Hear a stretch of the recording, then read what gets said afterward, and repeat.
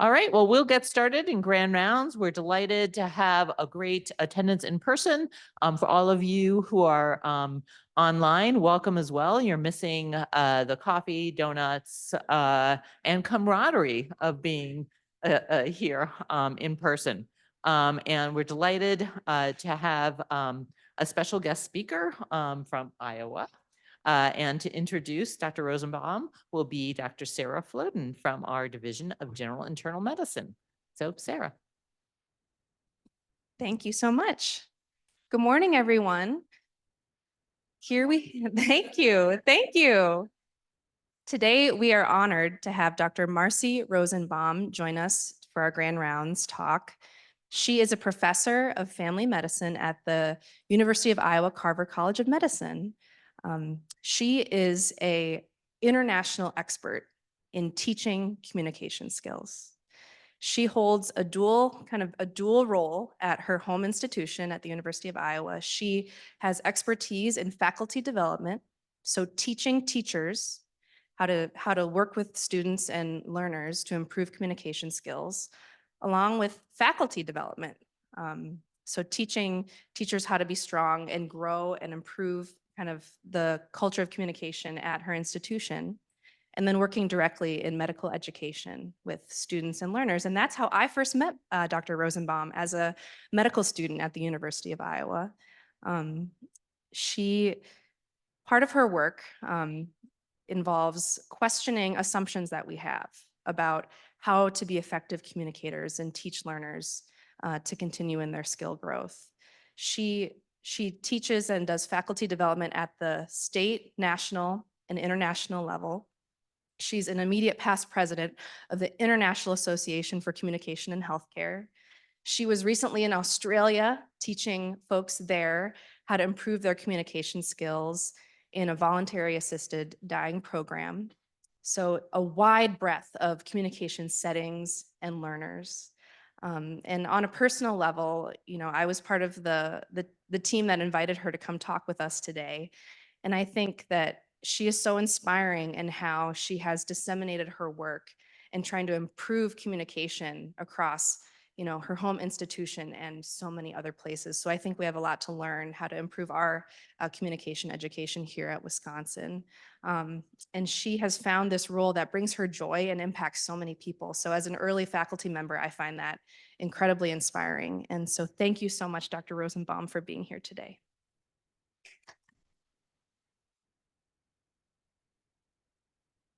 Thank you so much for that lovely introduction, Sarah. I feel like I have something to live up to now, and hopefully I will.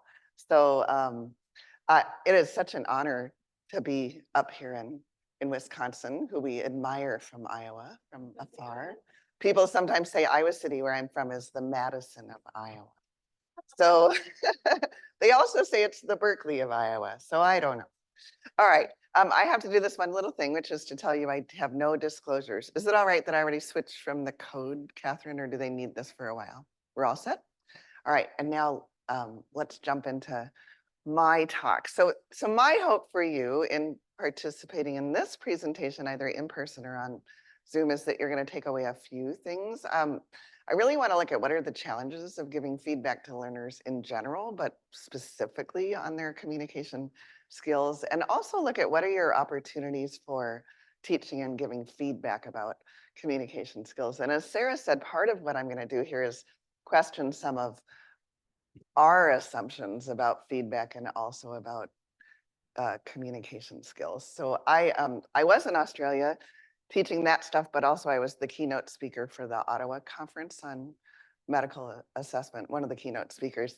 And that gave me the opportunity to kind of dive into the literature a little bit, which, I always try to keep up, but I can as well. And this is like, oh, you know what, go look at what's there. So I'll share with you some of what I've discovered so you don't have to do as much reading as I did for this.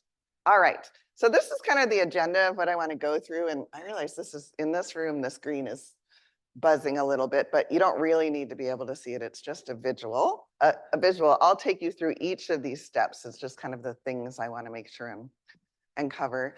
As Sarah said, let me just highlight again, I really wear two main hats at the University of Iowa and also more broadly in my professional life. So what we call my real job is that I work for the Office of Consultation and Research in Medical Education at the University of Iowa. And my main job is I'm the faculty development person. So I teach people about how to enhance their teachings in the classroom, in the clinic, in the operating room, et cetera, and also support them in doing educational research, not just communication, but everything. And then I have this other hat, which is I've been overseeing how our medical and PA students learn about communication from week 1 to the last week.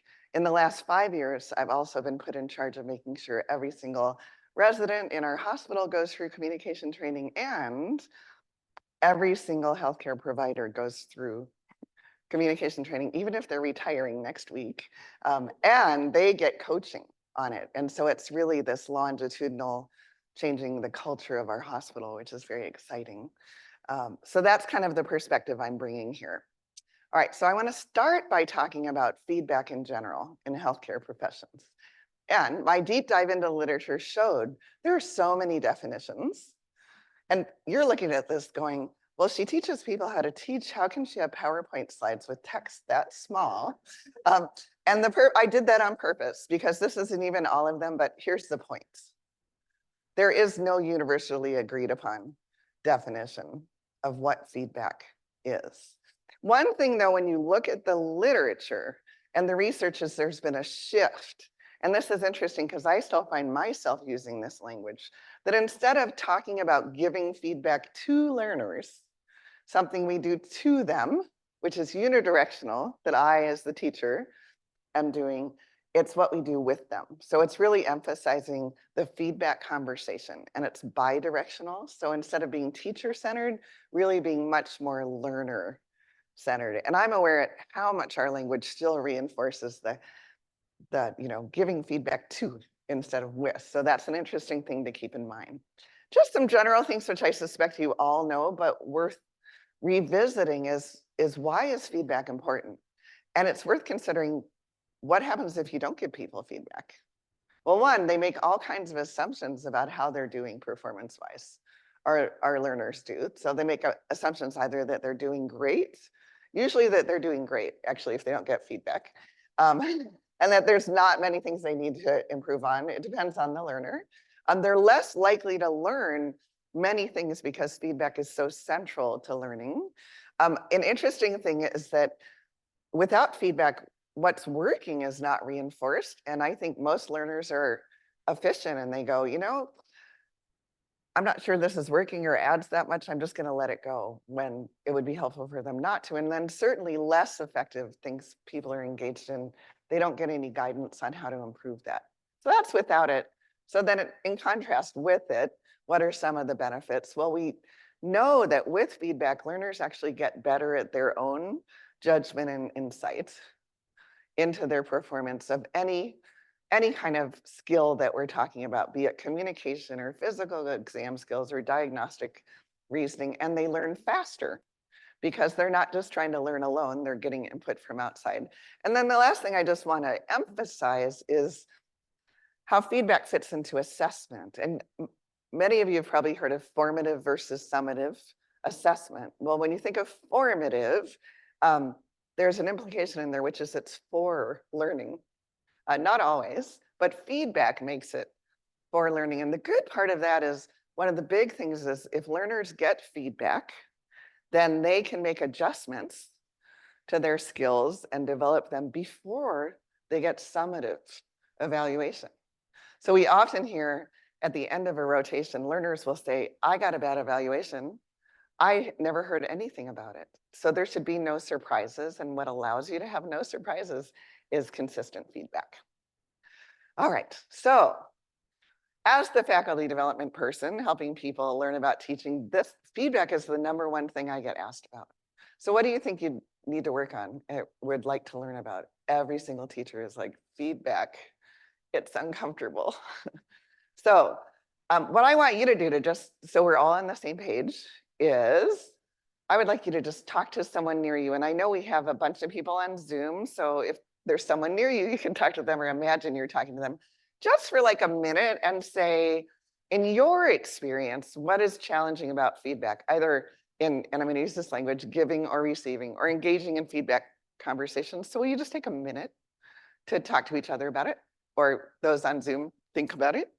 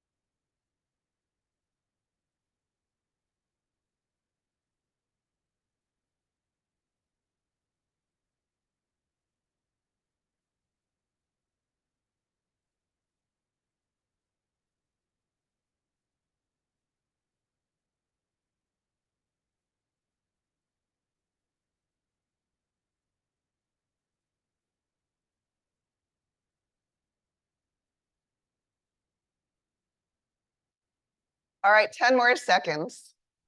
Don't want to interrupt in the mid-sentence.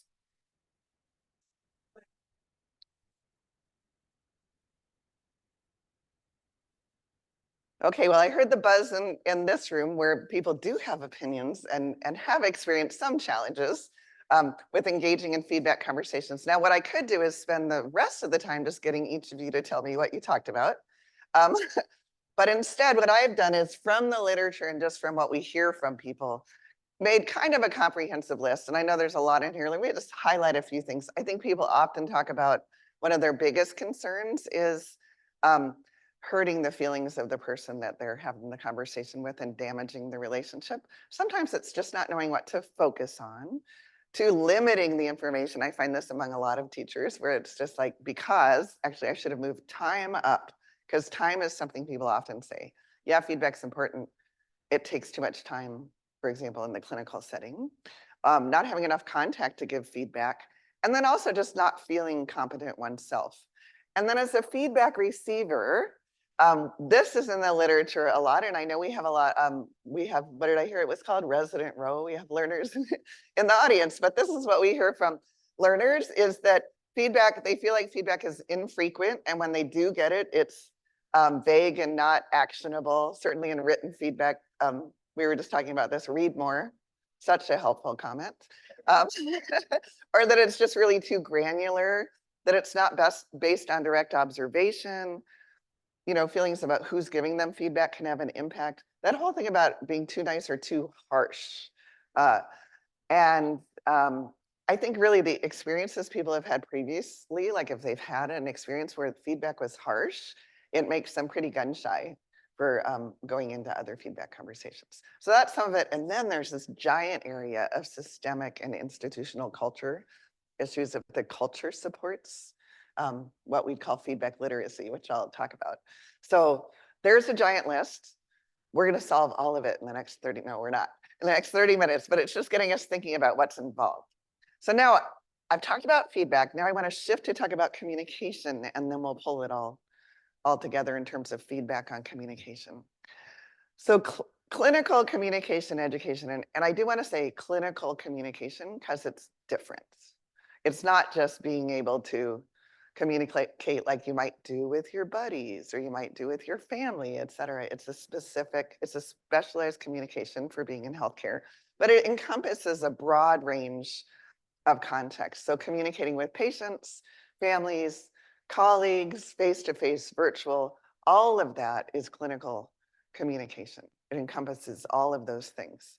Couple of premises that I could spend hours talking about, but I'm just gonna hope that you believe me, and I will share the evidence with you if you want. Is the one thing we know from more than 50 years of evidence now is that effective clinical communication is central to high quality healthcare. You can't have good healthcare without having people who can communicate effectively. It impacts everything from diagnostic accuracy, time efficiency, satisfaction of both patients and providers, patients' ability to follow recommendations, and then higher stakes things like whether people get sued. So that's my summary of that. Happy to talk about it more. The second premise is that effective communication can be taught, learned, and continually enhanced. And I know there is this sense of you're either a good communicator or you aren't.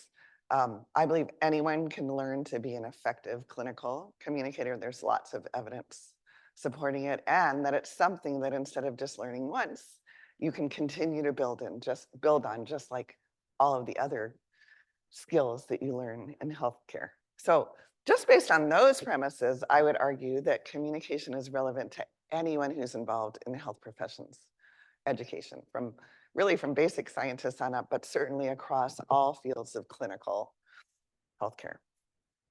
So what is effective clinical communication? Again, something I could talk about for hours, but just to summarize, I think it's useful to think of two different perspectives. One is, what do healthcare providers want? What do they want the result to be of their interactions with patients and families? Lots of definitions. I like this. Oh, it's from 2000, so classic article. Of just kind of a summary of what are you trying to accomplish in those interactions? Well, you're trying to gather data accurately and efficiently. You are building relationships with the person that's in front of you in terms of responding to their emotions, rapport, things you do long-term, and you're sharing information in a way that is comprehensible and that can be used for shared decision-making. So here's a way that a colleague of mine in London, Annie Cushing, put it, which I just really like. That encounter, what is the purpose of it? It's to find out what is the matter with the patient and what matters to the patient. That those are both parts of it and they require effective communication. Now, if we look at the other side, because it is a two-way street, what do patients want and families? And there's a lot that could be said about this, but as I've been teaching it over time and training simulated patients and training people to give feedback, this is the phrase I've come down to. What do patients want? They want to be seen, heard, understood, and to understand. And so in any feedback that you are giving, if you can address what is the person doing that's helping the patient feel seen, heard, understood, or to understand, I just think it's a good guide. And for anyone who cares, I don't know if you'll usually share PowerPoint slides after this, but I'm really happy to share mine so you don't have to take notes or whatever. All right, so then really when we talk about communication, we often talk about communication skills. And there are these huge lists of communication skills. I don't know what communication skills model you use. We use the Calgary-Cambridge model at Iowa. You get these huge lists of skills, but these are the kinds of things you might give people feedback about. Sometimes it's in more of a checklist form, which we can talk about whether that's feedback or not. One of the other things that has come from years and years of looking at this is actually it's not necessarily just about can you enact these communication skills, but can you demonstrate skilled communication? So can you use these tools, these skills appropriately depending on the situation? So I always like to say, sexual history taking, we talk about the importance of open-ended questions. And there is a question about how much you should use open-ended questions for sexual history taking. So tell me all about your sexual activities. There was a sailor in 1925. And then, so it's trying to figure out what tools work. And even for the person in front of you, in how they want to be interacted with in terms of their emotions. So that's it's actually one of the tricky parts of teaching communication is it's not just, oh, you do this every time, these are the steps you take, but you can think of other procedures where you have to adapt to the body type or to the comorbidities or to what else is going on. All right, then just a little bit about what do we know about teaching communication, which during my career has been so interesting to see how it's expanded. Because I used to talk to faculty who would say, we didn't get any training in communication. And now I think it's really hard to find people who say that, under a certain age at least. So I'll talk about undergraduate medical curriculum. Here's some of the good news parts. It is a core competency. You need to show that you're teaching it and assessing it to get accredited as a medical school, and actually as a residency program. It's part of RRC. And worldwide, this has led to significant communication curriculum. Of note, much less for postgraduate residents and for practicing clinicians. Although I had dinner with folks last night hearing lots of good stuff is happening for residents in your department. So yay, internal medicine. Um, um, Overall, though, when it's taught like for students, usually preclinically, right? Before they go on clinical rotations, when there's time in the curriculum, which is a good thing. It also emphasizes how important communication skills, so we don't save them for later. I give the first lecture in medical school, I think, on communication that they get. So it's saying it is central. Interesting who tends to teach it: primary care, psychiatry, behavioral scientists. You'll hear me, I'll just say it now and I'll argue it more later, which is everybody should be teaching it, all subspecialties, all disciplines. And usually how it's taught is best practice is experiential learning, either in groups or one-to-one, where people get to practice, and then it's assessed.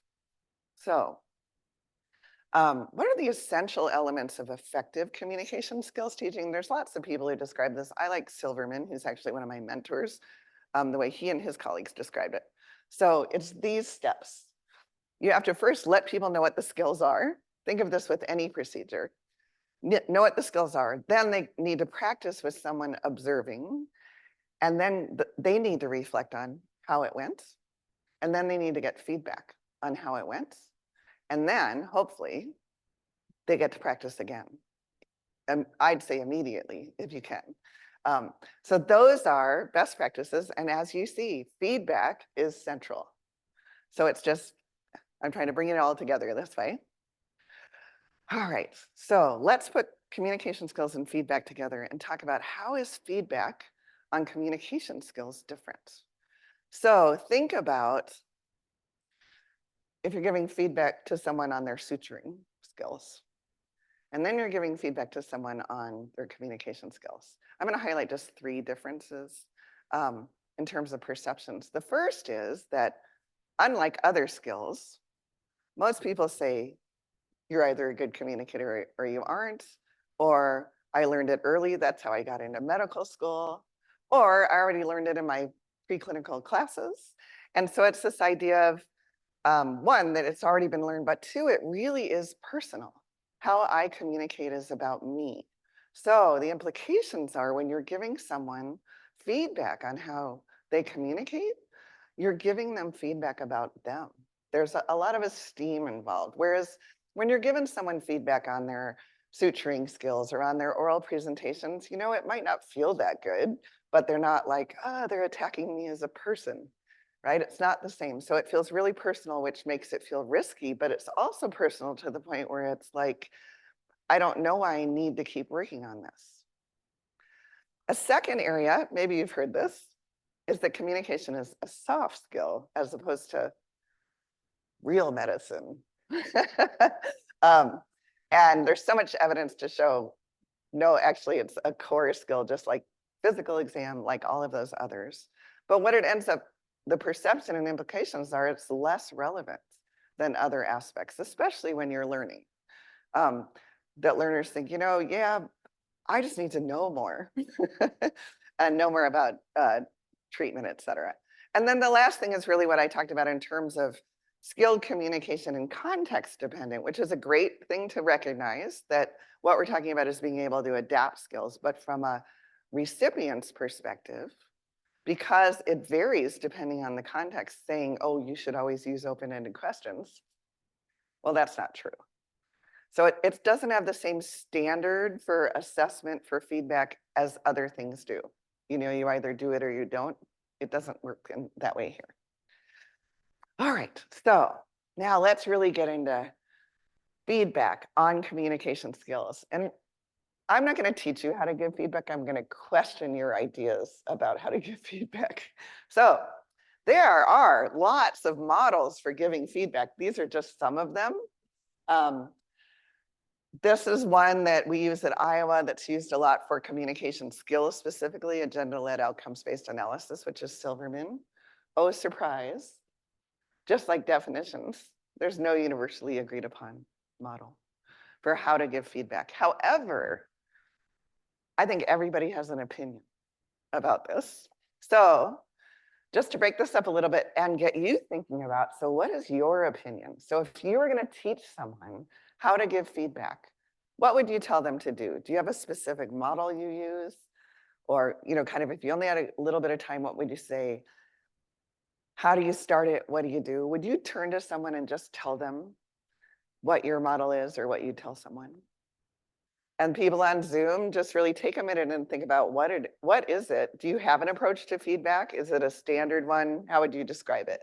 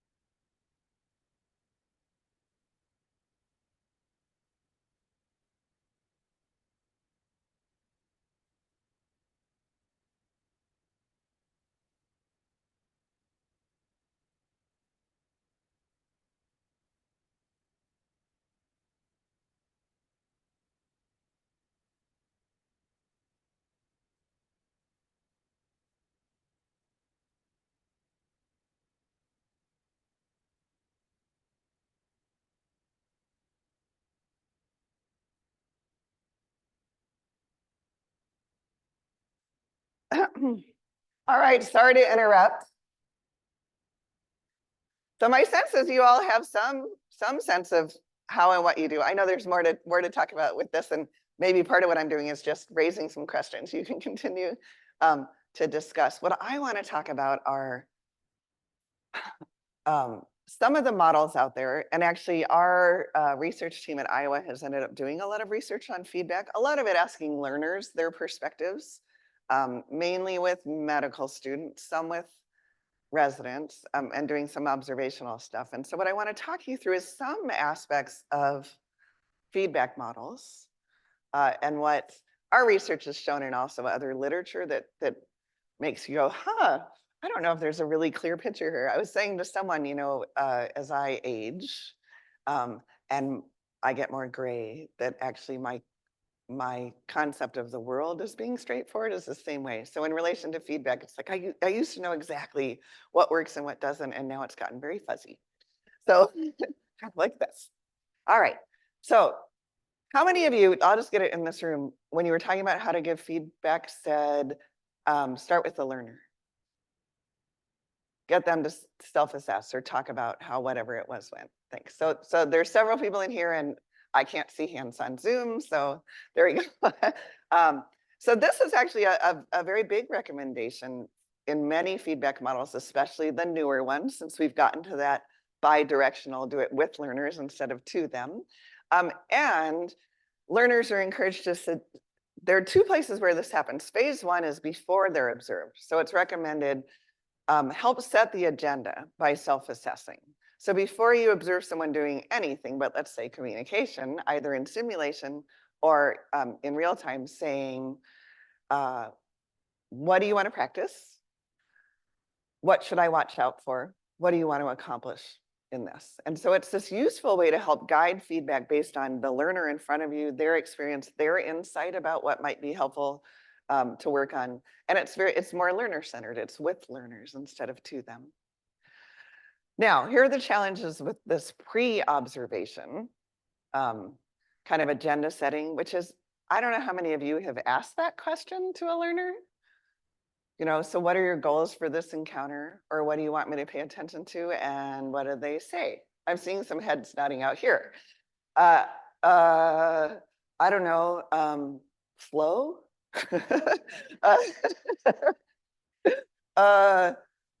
Empathy. I mean, so they might come up with things. I mean, some learners have a good sense of, oh, it'd be really helpful if you paid attention to how fast I'm talking, because people have told me I talk too fast. So sometimes they can identify things, but what we hear from learners is that they sometimes struggle to come up with that, or they just see it as this confessional, cursory thing to do.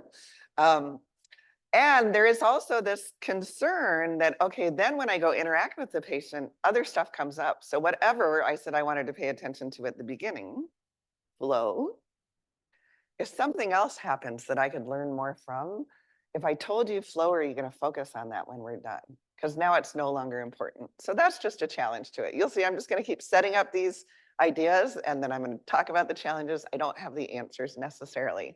There are opportunities. So how can you make the most of that pre-observation feedback is you can help learners reflect on, has anybody told you anything about your communication skills? When you've been watched before, did anybody suggest things you could work on? I'd be happy to watch for that so we can see what kind of improvements or enhancements you've made. And I think the other thing is if learners don't have something, these agenda settings and self-reflection, it's an opportunity, not a requirement.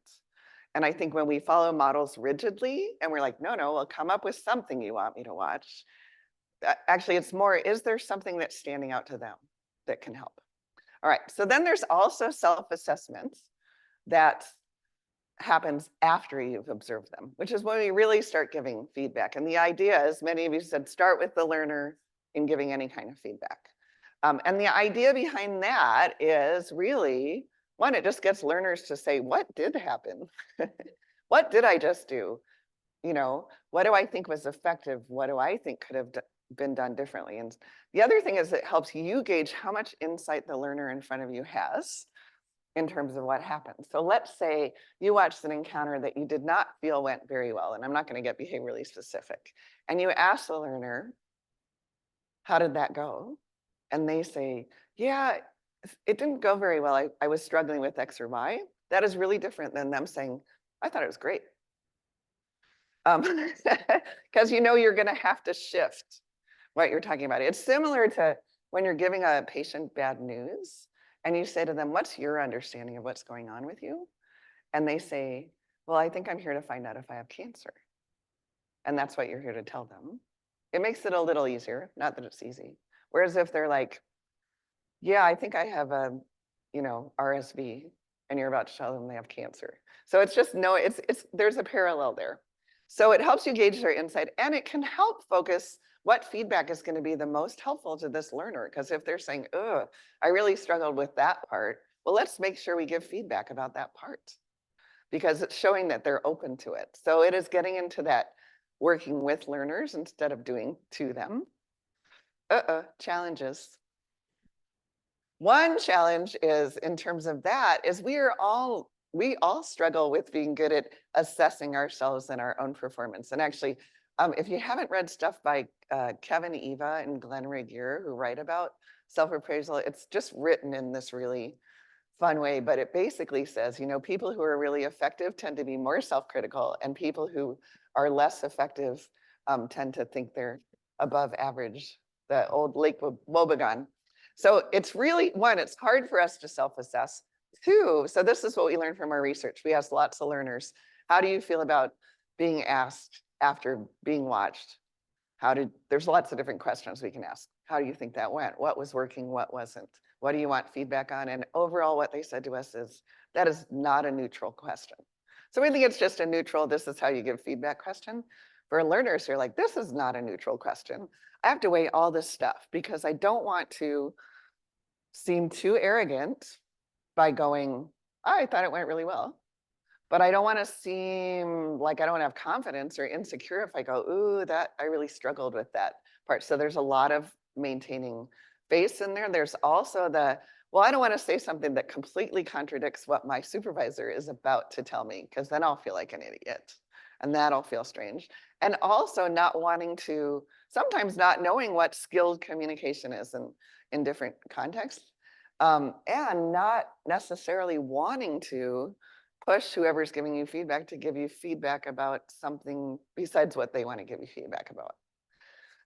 And so overall, our conclusions from our research is it's just not clear how much that reflection or self-assessment reflects reality, that there's a little game in there that we all play. And I know I'm saying learners, but I said I teach practicing clinicians. I get feedback a lot too, so I know the game. I'm not always honest about it. So So those are just some of the challenges for us to keep in mind. All right, then the second part, the actual feedback. What do you say? Which is what people struggle with.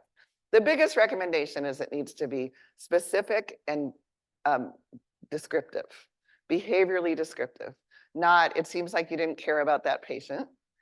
Even with that, it has to be, what I noticed is when you said this and that, it wasn't clear that you were picking up on how big this is for the patient.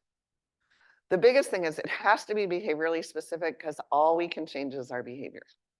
Even if you think it's an attitude thing, well, you know how that works if you have children. I don't like your attitude. Doesn't work so well. But if I say, I noticed you slamming doors all over the house, could you, even though I know you're upset, could you quit slamming doors around the house? That's actionable. The other thing is it's just more well received. Even though everybody likes to hear good job, at a certain point, learners get frustrated with hearing that too. So to impact behavior, we need it to be specific. Just a few challenges just within that I would caution. One of the big ones for me is that we tend to talk about positive and negative feedback. And so far you haven't heard me use those words, and I try not to. Because positive and negative are value words. It's like when people say, oh, I really like the way you did this. Well, what am I about to say? I really didn't like the way you did this. And actually, it doesn't matter whether I liked it or didn't like it, or it was good or bad. What matters is what impact did it have? Was it effective for helping this patient understand what's going on with them? And so I really like to use language more about effectiveness and less with that value on it. And then the big thing is when I say teachers struggle with feedback, and I don't know if this came in your conversation, the main thing they struggle with is constructive feedback. So Amy, you mentioned to me it's the Wisconsin nice, which there's an Iowa nice. I think it's probably worse than Wisconsin nice. Okay, so one of the issues around this is the order of feedback. And we've done research on this because at least in the communication world, people have huge opinions about this. And so about the order of feedback and how much positive feedback to give and how much negative. And I'm going to use those terms now just to make it simple. So there are two real approaches. One is you always start with positive or with what's working and what's going well. And the ideas behind that is it bolsters the learner, it builds their esteem, it might motivate them to listen to more constructive feedback. How many of you are aware of the feedback sandwich? Okay, so is this being recorded? Oh, well. In the UK, do you know what it's called? The shit sandwich. Like, here's a lovely piece of bread. Here's another piece of bread. So a lot of you are aware of it. And that idea is you start with building the learner up, then you give them something to improve, and then you end with building the learner up. And there are questions you can ask in self-assessment that go towards that. So the questions that say, let's talk about what went well first.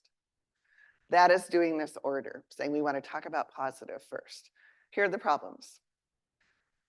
First, it might negate what's salient to the learner. So what we heard from a lot of the learners we talked to is the whole, hearing positive first is they're waiting for the shoe to drop, right? For some learners, are like, it's nice to recognize what I've done effectively before I start hearing what I can work on. But for others, it's like what I really wanted to talk about was interrupting the patient, and they just kept talking about how my hair was combed and I built good rapport. So it's just trying to, how learner-centered is it if you have that structured order? So sometimes it can undermine focus for improvement. And actually the sandwich, the way that undermines focus for improvement is, here's what I've heard, is, I'm just doing this off the top of my head, let's say, you're making great eye contact with the patient throughout. And so I think they really picked up on you, were listening. However, you were talking quite rapidly and I'm not sure they kept up with you, but overall, last piece of bread, you did a great job. So what does the learner take away when you say that? What do they walk away going? Did a great job. So it might undermine what you're really trying to focus on. So The other approach is to not have an order and have it be learner-centered. So have the learner drive it. And that's more of a problem-solving focus with no prescribed order. So the self-assessment prompts are just more general and saying, how did that go? What would you like feedback about? What was tricky? What were your goals for the encounter? And then based on what they say, that's what you talk about. So instead of going, well, I know you want to talk about interrupting the patient, but first, let's talk about what you did well. Saying, okay, let's try to problem solve around what was happening there. Here are the challenges with that. One is if you go completely learner-centered, learner agenda-driven, they might not be getting the learning they need. That there might be other things that come up that don't fit into that agenda. And when we talk about the gaming part of reflecting, is learners know that. I was just talking to someone last week who said, oh yeah, I always say this thing, I always talk about flow or pace because it distracts the teacher from talking about that heinous thing I did in the room. So, and then the other thing that happens is if you have a problem-solving focus, I struggle with this. Sometimes you forget to make sure there's a balance between working on problems, constructive feedback, and reinforcing. I often at the end say, you know what, I realize we've been problem solving around this thing you were struggling with. I want to make sure that you're walking away knowing so many of the effective behaviors you engaged in. But I wanted to do that after the problem solving. All right, let's see. I'm looking at our time and it's going a little slower than I thought. So I'm going to skip this one. It's just thinking all of these things also depend on what level of learner you are, what your previous experiences have been. So it can be useful to ask learners how they like to get feedback, what they want to hear. Some will say, just tell me what I need to do better. That's what we hear from our fourth years. They're like, just tell me what I need to do better. Okay, now I'm going to give my opinion, not just based on evidence. Just so you know, this is my preferred definition of feedback. And it takes care of some of those challenges, which is all feedback is observation and description. All our job to do in engaging in feedback conversations is to tell people what we see and tell people what impact it has. So there is no judgment in there. It's just saying, I noticed you did this, and I think this is the impact it had, whether that was effective or ineffective. Now, if we add the literature, I've changed it a little and I've just added the guided by learner goals and needs. So it's not just me deciding what to say, but that I'm trying to be learner-centered. And then a preferred feedback model I use and like to teach partly because it's just really simple is ask, tell, ask. So ask the learner their point of view to see if they have insight, to see if there's something they want to talk about, then tell them what you observed in relation to that, and then make sure you do so what is the takeaway here? What are we going to try next time? All right, so last point, and I want to leave about 10 minutes for us to chat, is I just want to talk about it in clinical settings and where those opportunities are. Because remember, I said most learning happens preclinically. Here's what we know about communication skills for medical students, is that their communication skills get better, and then at a certain point, they start to get worse. And what that point is when they start clinical rotations. Isn't that interesting? So there's lots of research supporting that. And just to save us time, you could talk about, I was going to ask you to talk about, well, what do you think is happening? Why do you think communication skills decline during clinical training? And it's interesting to think, what are the implications of this for residents? Because they're continuing clinical training. Here's my argument. What's happening is that this disintegration is due to a lack of integration or disintegration of what people learn in formal settings with what happens in the workplace. So we've done a lot of research on how do students, but residents to a certain extent, learn in the workplace about communication and what they say first. Well, it's by watching other people. But what we hear about that is, one, not everybody is role modeling what we learned in class. So it's not always being role modeled as being effective for a variety of reasons. And also just watching someone is not the same with a skill. It's like watching someone do a procedure. You know, you'll get some of it, but you won't know how to do it till you start trying it yourself. So getting to practice. Second, so then learners go, I'm just going to practice seeing patients. And so they have unsupervised encounters where they're interacting with patients, and hopefully they're taking away insight about their communication. But we've already talked about those limitations of how well do you know it's going. The last one, and this is, I think, where we do most of our teaching in the clinical setting, is in responding to oral case presentations after learners see patients. That's the main time teachers are interacting with learners.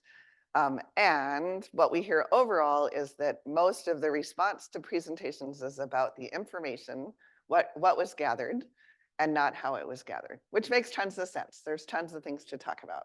We actually did, overall, what we find is it's not explicitly addressed in the workplace.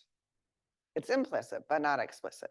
And we did this really interesting study where we video recorded residents with patients, and then we audio recorded their case presentations or their staffing to see how much congruence there was between those. Sorry, that's me. Oh, um, here's what we found. A lot of the medical information was congruent, but there was a lot of stuff that happened in the room that was not in that presentation, that we had no insight into in terms of patient perspective, priorities, social history. So just content-wise, no insight. We were looking to say, could you get insight? Like we've asked teachers, how good are your residents' communication skills? And they say, oh, I think they're really good. I said, do you watch them? And they're like, no, but from their presentations, from their diagnostic reasoning. So how much does it reflect the quality of what's in the room? Not. Overall, it doesn't reflect it. You might be able to pick up on a few things. My favorite example was we had this video of this really chaotic encounter, and then the case presentation, it was beautiful. It's like the one you want, right? Really well organized, seemed to be very thorough, gave no insight to what was going on in the room. So then the question is, do people, when they hear case presentations, respond about communication skills? No. So what this is all pointing to is you have to observe learners to teach them communication skills. You actually to teach them others. Because we have a master's program, we have our master's students observe learners, and they come back and they say, wow, I observe my learners and realize they don't know how to do this part of the physical exam, even though in the presentation, they're always like normal. So not just that. So observation helps everything. I just want to end with a couple of things. One is, what are the challenges? So people say, yeah, we need to observe our learners, but we don't have time. There's really good evidence that shows you don't have to watch your learners for a long period of time. In fact, going in for the first 4 minutes of history taking, or after they staff present to you, going in for the first 4 minutes of them sharing information with the patient is going to give you lots of insight. And actually, if you watch people briefly over time, you learn more than watching one encounter, partly because every encounter is different. And feedback does not have to be a long, drawn out conversation. It can take 2 minutes. And in fact, if it takes a long time, then there's probably too much information in there. And that's part of why esteem is compromised, because it's like, I need to give you some feedback. All right. Learner discomfort, they need to understand why you're watching them, which is to help them, always for their benefit, and why you're giving them feedback. I also would say you should make it routine. So don't do it just for special occasions, but let your learners know you're going to observe them and give them feedback on a regular basis, because it helps you to know where they're at and it allows you to help them. And I think that's the biggest thing around feedback, even when it feels like a hard feedback conversation. It is all to benefit the learner. And they need to feel like it is, and they don't necessarily. So putting it in that way is helpful. The other thing we found is disconnecting that observation from summative assessments helps. Do you do like mini CEX here? Or I know I was talking to Jeremy last night and he said there is direct observation. But if it's always with a checklist, then it feels like an evaluation. It doesn't feel like, oh, this is just a consultation to help you get better. It's recording and documenting something for some other purpose. So at least having some observation and feedback that's disconnected is helpful. Finally, the usefulness of feedback. There's a great article that just came out by Al-Ansari where he asked a bunch of teachers, what do you think of when you hear the word feedback? I think it's probably when you were talking about challenges, it's like, it's gonna be bad. It feels like a test. It might be helpful, but I'm not sure. So there's a lot of emotion behind that. So making it useful, behaviorally specific, tying it to what are your clinical goals? So how do these behaviors help you be a better diagnostician, or come up with a better differential, or make sure that the patient is leaving understanding what's going on with them so they don't end up back in your hospital or back in the ED. And then following up. Okay, let's see. I'm just gonna skip this. Basically, what I'm saying is if we want faculty to be able to engage in feedback, they need the skills of understanding what effective communication skills are, how to observe and how to give feedback. And really there's this great work by Malloy on feedback literacy that teachers and learners need to understand what effective feedback is, how to give it, how to receive it. So it's worth considering that. So I think just to wrap up, what I want to say is, I told you about my two hats. One is faculty development and one is communication. And what I tell people is the reason I do those two things is it's the exact same set of skills. So I'm lazy. I want to learn new things. So skillful feedback conversations are the same as having skillful conversations with patients and families. And as a teacher, you can just reflect on, oh, what helps my patients to understand information I'm trying to share with them? Don't give too much. Pause in between. Pick up on emotional reactions. It's all the same stuff. All right. So I guess my closing, words have complex meanings and can be emotionally charged. I would really emphasize the intent of feedback and that it's just observation and description. As we see, theory and research aren't necessarily translated into practice and vice versa, and that it's everybody's business. So with that, I'll quit and hope I've sparked some ideas and happy to answer some questions.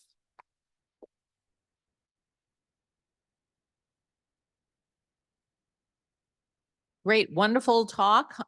Thank you so much. We're going to open it up for questions. And while Sarah is going to be roaming the halls and I will be roaming the virtual halls, maybe I'll start off. So one of the things that I hear about a lot are challenges with communications across providers and through other members of the healthcare teams. Where do we teach that piece of communication to our learners and provide feedback for our learners and our faculty in those skills? Yeah. So I think, and I don't have to repeat that because everybody heard yours. So I think that's a big thing in terms of team communication, et cetera. And I think one of the questions is we actually don't teach it enough. And we just assume people are going to get it. And we have people siloed in, I'm medicine, I'm nursing, or across, if we're talking about across, when you're doing consults. And how do you do that? I think it's the same principles, which is we should teach it. One of my biggest principles about teaching anything is it needs to be just-in-time learning. So it is not worth teaching students how to do team communication in their first semester if they're not going to be working with a team until fourth or fifth semester, because then it's just hypothetical. And so thinking about, I would say like medicine is a perfect place to teach it, right? Because when your learners are on the wards, they are working in interdisciplinary, interprofessional consult teams, et cetera. So it's a perfect place to teach about it. And I think your faculty probably need to learn it too. So I think that one is knowing, well, what is effective team communication, which then lays the foundation for how can we give feedback about it? And it has to be based on, I really think, observed practice. The hard part in your position is you hear things third and fourth hand, and giving feedback to someone because this person said this and this person said this, it's really hard to be behaviorally specific. So luckily not everybody's in that position as you are as a leader, so yeah.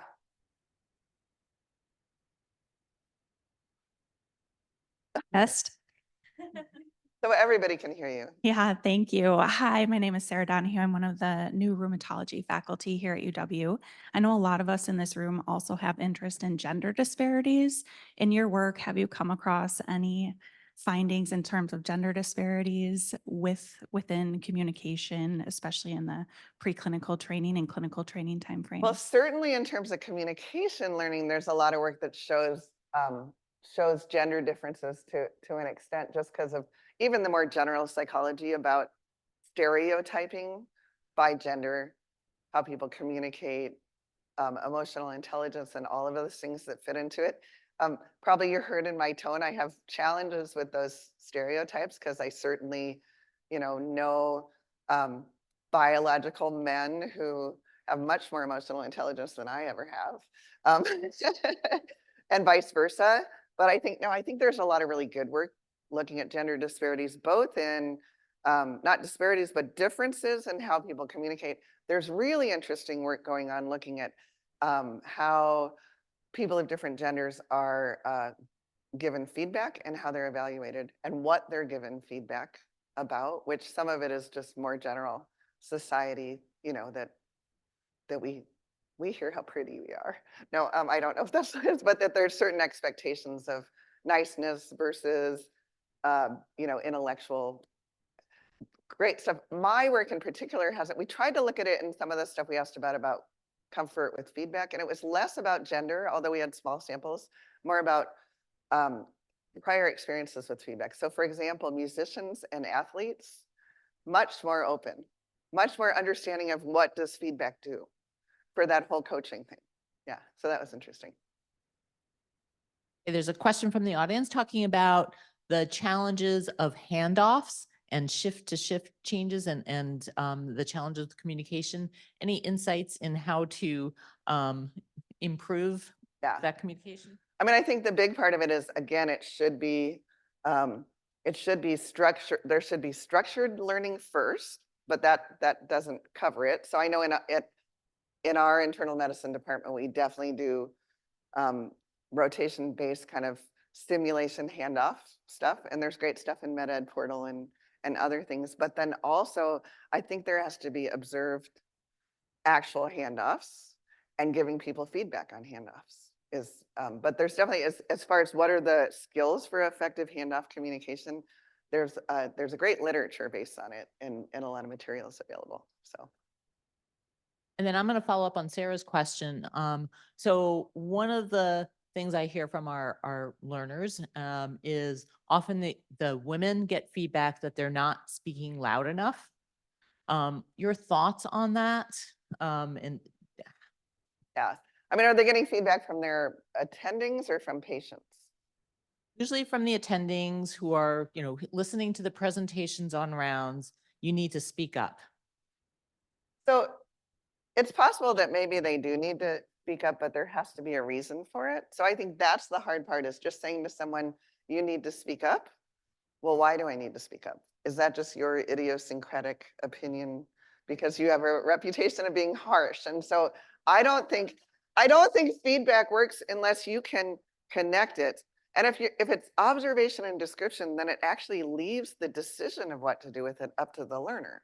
So if you say, I noticed when you were speaking to that family, you were speaking really quietly, and I'm not sure that they were able to hear you and the important things you were telling them about their management. That's all you're saying. And then that person gets to go, oh, well, that's important to me. I think I'll shift to it, as opposed to just going, you need to do this or you need to do that. It doesn't work. And as you know, our learners are very, even in how much they value communication skills. So for some learners you're working with, you know, they're saying, oh, I gave them all the information.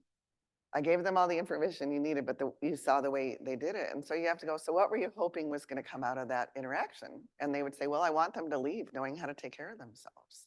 And then it's like, here are the things I noticed that you did that probably contributed to that. And then there were a couple things that probably they're leaving not understanding. So then it's tied to what they care about, which isn't necessarily communication. Yeah, I'd say long answer, sorry. Great. Well, thank you. I think we're just out of time. Sarah, any final words? Thank you so much. Yeah, thank you all. And we're expecting some very effective feedback on the presentation Yes, we are. afterwards, right? Behaviorally specific, please. Thank you. Okay. Great.